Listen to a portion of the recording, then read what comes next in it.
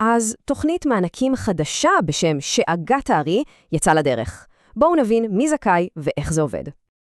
והשאלה הראשונה שכל בעל עסק שואל היא, האם העסק שלי בכלל עומד בתנאים לקבלת הסיוע? אוקיי, אז בואו נתחיל מהשלב הראשון והכי חשוב, בדיקת הזכאות. זה הבסיס להכל. קודם כל יש 3 תנאי סף. בלי לעמוד בהם, אי אפשר בכלל להתקדם. שימו לב לאחוז הירידה שצריך להוכיח. יש הבדל חשוב בין מדווחים חודשיים לדו-חודשיים. אוקיי, אז אם עומדים בתנאים, איך בעצם מחשבים כמה כסף מקבלים? טוב, אז השיטה משתנה לפי גודל העסק. נתחיל בקטנים, עם מחזור של עד 300,000 שקל. פה זה די פשוט, רק צריך למצוא בטבלה את שורת המחזור ואת עמודת אחוז הירידה.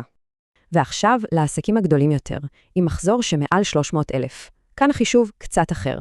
החישוב הזה מורכב בעצם משני חלקים, אחד להוצאות קבועות ואחד להוצאות שכר. החלק הראשון, הוצאות קבועות, מחושב ככה. לוקחים ממוצע הוצאות חודשי ומכפילים במקדם פיצוי. ומה זה מקדם הפיצוי? הוא נקבע לפי הטבלה הזאת, תלוי כמה חזקה הייתה הירידה במחזור. החלק השני של המענק עוסק בשכר. הנה הנוסחה שלו, היא מתחשבת גם באחוז הירידה. טוב, זה נראה קצת מסובך, נכון? בואו נראה דוגמה מספרית וזה יהיה הרבה יותר ברור.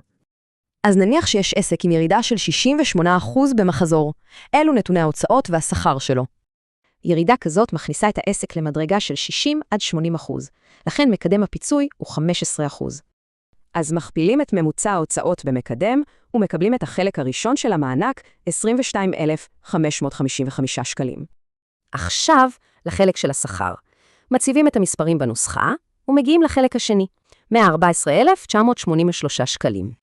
מחברים את שני החלקים, וזהו סכום המענק הכולל בדוגמה שלנו, 137,538 שקלים. רגע לפני שמסיימים, עוד כמה דברים קטנים אבל חשובים שצריך להכיר. חשוב לדעת שיש כללים מיוחדים לעסקים חדשים, לקבלנים, לעמותות ועוד סוגים. ויש גם תקרה. בדרך כלל היא 600,000 שקל, אבל לעסקים ממש גדולים היא יכולה להיות גבוהה יותר. וככה נראה ציר הזמן של כל התהליך. מההגשה, דרך ההחלטה, ועד שהכסף נכנס לחשבון. והנה כלל חשוב, לעסקים שעל הגבול, המענק יהיה הגבוה מבין שתי שיטות החישוב. הסיוע הזה הוא מיידי, אבל מעניין לחשוב מה תהיה ההשפעה שלו על עתיד העסקים בישראל.